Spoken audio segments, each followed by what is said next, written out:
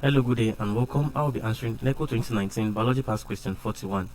The organelle that removes excess water from the body of a protozoan is A. Cell wall, B. Contractile vacuole, C.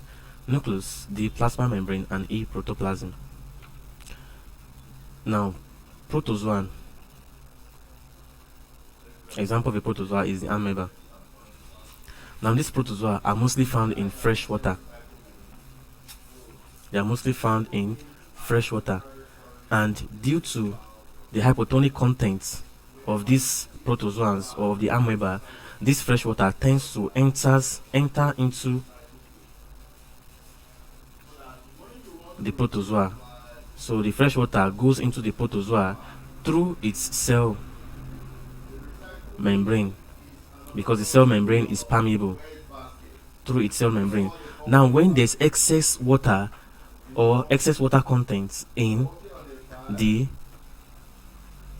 protozoa, that is, take for instance the amoeba, the contractile vacuole now, which is the excretory organ of the protozoa or the amoeba, the contractile vacuole then remove this excess water,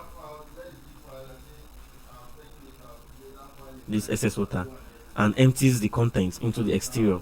So it is a function of the contractile vacuole to remove excess water from the body of a protozoan. And like I told you, a typical example is the amoeba, and this is because they are mostly found in fresh water, and because the contents of this amoeba are hypotonic, fresh water tends to move into the cells, and to prevent excess water in the cells or the body of this amoeba, the contractile vacuole, which is the excretory organ of the protozoa, tends to remove this excess water into the exterior, that's into the environment.